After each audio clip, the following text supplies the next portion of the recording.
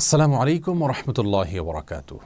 সুপ্রিয় দর্শক শ্রোতা ভাই বোন, আজ আমরা কথা বলবো কোরবানির পশুর সাথে যে সমস্ত অমানবিক আচরণ করা হয়ে থাকে সেগুলো প্রসঙ্গে। শুধু কোরবানির পশুই নয়, সাধারণ অবস্থায় আমরা দেখি পশু পরিবহন করার সময়, পশু বাজারজাত করার সময়, পশু জবাই করার সময়, এমনকি জবাই করার পরপরও পশুর সাথে অমানবিক আচরণ করা হয়। পশুর সাথে যদি মানুষরা পশুসুলভ আচরণ করে তাহলে সেক্ষেত্রে সেটিও কিন্তু গুনাহের কারণ।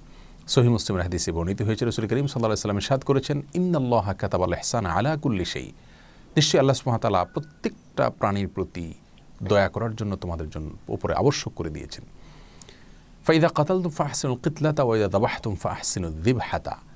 অতএব তোমরা যদি কোনো মানুষকে হত্যা করতে হয়, বিচারিকভাবে কারো মৃত্যুদণ্ড হলো অথবা যুদ্ধের ময়দানে কাউকে হত্যা করতে হলো, তখনও তার প্রতি তোমরা অমানবিক আচরণ করবে না। আর যখন কোনো পশু জবাই করতে হবে তাকেও বিনা প্রয়োজনে তোমরা অতিরিক্ত কষ্ট দিবে না, যত কম কষ্ট দিয়ে সম্ভব জবাই করবে। এবং সেজন্য তিনি এই হাদিসের পরবর্তী অংশে বলেছেন, তোমরা ছুরি বা চাকুকে ভালো করে ধার দিয়ে নিবে যাতে করে যথাসম্ভব কম কষ্ট দিয়ে তাকে দ্রুত জবাই করা যায়। প্রিয় দর্শক, এই হাদিসের আলোকে আমরা কোরবানির সময় বা সাধারণ সময় পশু পরিবহনের ক্ষেত্রে একটি চিত্র দেখতে পাই, সেটি সম্পূর্ণরূপে অবৈধ এবং গুনাহের কাজ।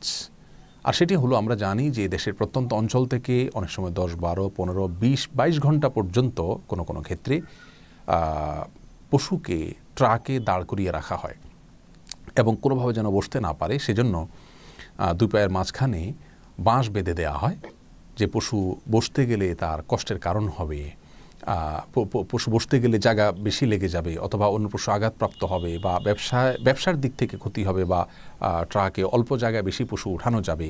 এই সমস্ত দৃষ্টিকোণ থেকে এই যে একটি অমানবিক আচরণ করা হয়, গরু স্বভাবগতভাবে একটু পরপরই বসতে বা শুইতে অভ্যস্ত, সেই পশুটিকে যদি আপনি 10-20 ঘন্টা পর্যন্ত দাঁড়িয়ে থাকতে বাধ্য করেন তাহলে সেটি কতটা কষ্টের কারণ তার সেটা বলাই বাহুল্য। আমরা যা দেখি এই সমস্ত পশুগুলোর চোখ থেকে অঝোর ধারায় পানি পড়তে থাকে। আবার সেগুলোকে বাজারজাত করার সময় বিভিন্ন রকমের ট্যাবলেট অথবা তার আগে অনেক ট্যাবলেট বা ইনজেকশন তাদেরকে খাওয়ানো হয়, পান করানো হয়, প্রয়োগ করা হয়, যেগুলো তাদের স্বাস্থ্যের জন্য অত্যন্ত ক্ষতিকর, তাদের কষ্টের কারণ। এবং অনেক সময় ছাগল ইত্যাদিকে জোর করে পাইপ দিয়ে পানি পান করিয়ে তাদের পেটকে ফুলানো হয়। কোনো কোনো ক্ষেত্রে সেটা এত বেশি পরিমাণে করা হয় যে অনবরত সে পেশাব করতে থাকে। এ ধরনের অনেক অমানবিক আচরণ বাজারজাত করার সময় করা হয়ে থাকে।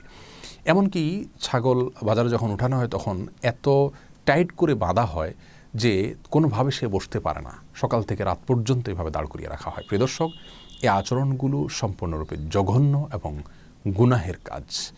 সেই সাথে পশু জবাই করার সময় পর্যন্ত দেখা যায় যে অনেক সময় কসাইরা সেটাকে খোঁচাতে থাকেন বা চাকু ভালো করে আগে ধার দেওয়া হয় না, অনেক সময় পচানোর প্রয়োজন হয়, যা পশুর কষ্টের কারণ হয়।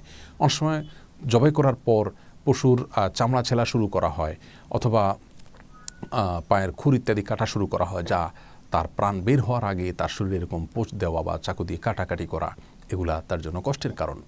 এই সমস্ত বিষয়গুলো ইসলামের শরীয়তের দৃষ্টিকোণ থেকে খুবই জঘন্য, ভুল এবং অন্যায় কাজ।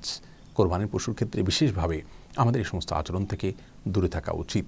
আপনি যে পশু জবাই করে আল্লাহ সুবহানাহু ওয়া তাআলার সন্তুষ্টি চাচ্ছেন, সেই পশু যদি পরিবহন থেকে নিয়ে বাজারজাত থেকে নিয়ে জবাই করার সময়, জবাই করার পরে সর্বক্ষণ তাকে যদি অযাচিতভাবে আপনি কষ্ট দেন, তাহলে কোনোভাবেই কিন্তু আপনি আপনার রবকে সন্তুষ্ট করতে পারবেন না।